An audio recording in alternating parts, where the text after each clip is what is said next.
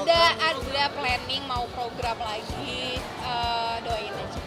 Mudah-mudahan physically, mentally bisa oke.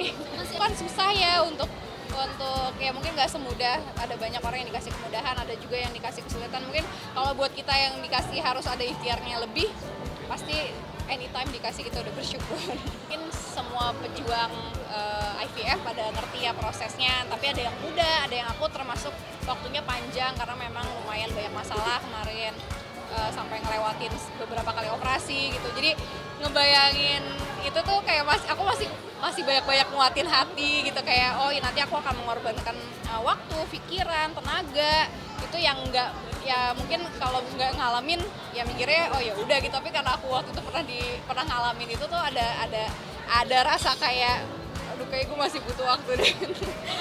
Iya, harus dari nol lagi ya, bismillah. Tapi udah udah beberapa waktu ini udah ngobrolin lagi sama suami, kayaknya udah waktunya dimulai lagi.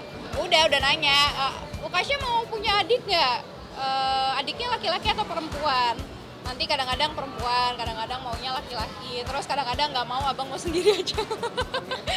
Sesuai moodnya dia aja, oke?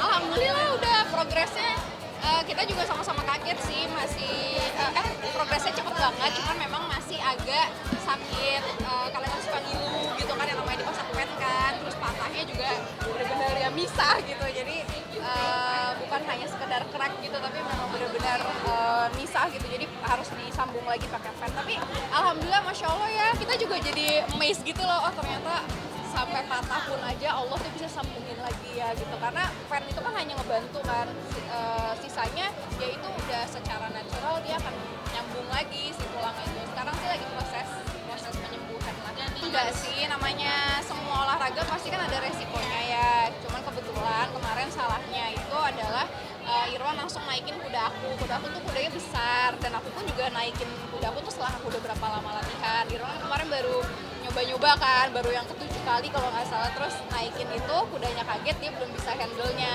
ya qadar Allah ya udah takdir sih. Ya masih pakai sling paling keliling, terus tetap bisa aktivitasnya alhamdulillah. Besok udah syuting lagi dia, makanya dia agak-agak ini sih sebenarnya agak bingung nih gimana ya, ada adegannya harus angkat tangan lagi gitu, cuman ya semoga Allah tolong ya. Sampai hari ini sih progresnya sih masya Allah, cuma suka tiba-tiba seret tuh ngilu gitu loh. Udah bisa copot sih alhamdulillah, tapi pennya ya belum copot kan sampai setahun kan. Tapi Kak Kia sendiri kayak ada mulai kayak melarang nggak sih gitu, jangan main kuda lagi dia atau gimana gitu, kan ngeliat gitu kan masuk Kebalik ya kayak soalnya kan aku yang udah edik banget kan, karena aku udah sayang, udah punya kuda sendiri juga, jadi kayak apa ya, kayak ya aku malah kemarin worry-nya aduh nanti aku dilarang nggak ya, tapi alhamdulillah nggak sih, dia ngerti, maksudnya itu pure memang ya pertama udah takdir ya, terus memang ada kesalahan dari kitanya kenapa langsung nyobain kuda yang besar itu gitu. Aku pun aja masih proses belajar pakai kudaku yang itu gitu. Biasanya kita pakai kuda yang lebih kecil, yang lebih gampang di handle-nya juga. Dia 2 hari pertama tuh struggling banget, seminggu masih sakit, 2 minggu, tapi getting better sih alhamdulillah hari ini. Udah, maksudnya tingkat dia sakitnya tuh intensitasnya berkurang. Bed rest berapa lama Kak Kia? Sampai kayak 2 minggu, tapi udah kerja lagi sih. Yang penting mungkin yang pertama dia udah, ya dari awal pun dia bilang ya ini bukan salah kudanya, memang udah takdir gitu. Kebetulan waktu itu kudanya udah aku, terus dia kaget, jadi Irwannya juga udah sayang juga kan sama kudanya, jadi nggak trauma sih, cuman butuh waktu lah pasti. Sekarang pun juga memang belum boleh naik kuda lagi gitu. Kalau Irwannya ya mungkin butuh waktu ya, tapi ya kalau misalnya ya alhamdulillah dia nggak ngelarang aku sih, maksudnya abis itu aku masih bantuin dia tuh, masih harus disuapin, dibantu ke toilet, masih belum bisa ngapa-ngapain kan. Begitu udah hari keberapa tuh dia udah ngerasa dia udah bisa mulai handle sendiri, ya aku udah diizinin lagi, udah kamu kalau mau kuda aja. Lagi masya Allahnya Irwan tuh masya Allah banget, jadi apa yang aku suka dia tuh akan berusaha suka gitu, jadi itu yang aku hargain ya, beliau tuh masya Allah banget.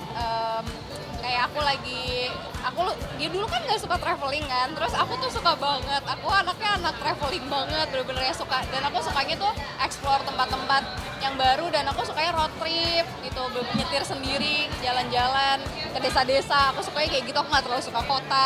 Sementara kebalikan sebenarnya, Irwantus nggak terlalu suka traveling dan lebih suka kota daripada jalan-jalannya ke alam. Nah pas nikah akhirnya dia malah ngimbangin gitu, dia mau ngikutin. Masya Allah sih, alhamdulillah. Sebenarnya paling penting kalau menurut aku gimana sesering mungkin ya kita nyontohin.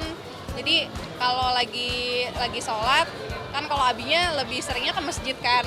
Nah dia belum sih kalau ngikut ke masjid, tapi kalau aku lagi sholat di rumah, nah itu biasanya aku ajak, jadi nanti dia ikutan sholat gitu. Padahal gerakannya juga masih salah-salah, tapi kan ngeliatin dia kan anak kecil itu kalau ngeliatin ya dia akan nyontoh. Diimamin sama Oh yang kemarin, ingat itu lucu banget sih, aku Masya Allah tabarakallah. Aku lagi keluar kota kan sama Shirin, lagi ke Padang, terus dikirimin video mereka lagi sholat jamaah, gemes.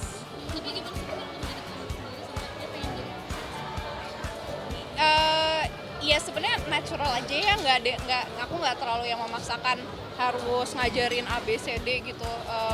Ya yang penting hak-haknya dia sebisa mungkin kan harus terpenuhi, kayak dia ya selama ada waktu bisa ada kesempatan untuk bisa misalnya nambah belajar, kayak sekarang kan dia lagi preschool nih ya kan, lagi main-main gitu di sekolahnya, terus belajar banyak hal-hal baru, bersosialisasi ke teman-temannya ya. Kalau kita bisa memfasilitasi itu ya bismillah gitu. Kayak dia tadinya kan, karena di rumah aku pikir nih anak tunggal, nggak punya kakak, nggak punya adik selain sepupunya, yang which is nggak setiap hari ketemunya kan. Terus ke banyak orang dewasa yang mungkin karena nih anak lama ditunggu-tunggu, pengen ngasih yang terbaik, pasti kan kayak jadi selalu jadi center of attention gitu kan.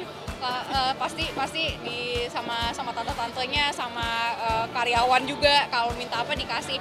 Nah ini anak harus ketemu yang seumuran dia nih gitu, supaya dia tahu memberi, atau ketika dia bisa ngontrol emosinya ketika mainannya direbut atau apa gitu. Dan pas dimasukin ke sekolah akhirnya dia bisa menyesuaikan sih pelan-pelan.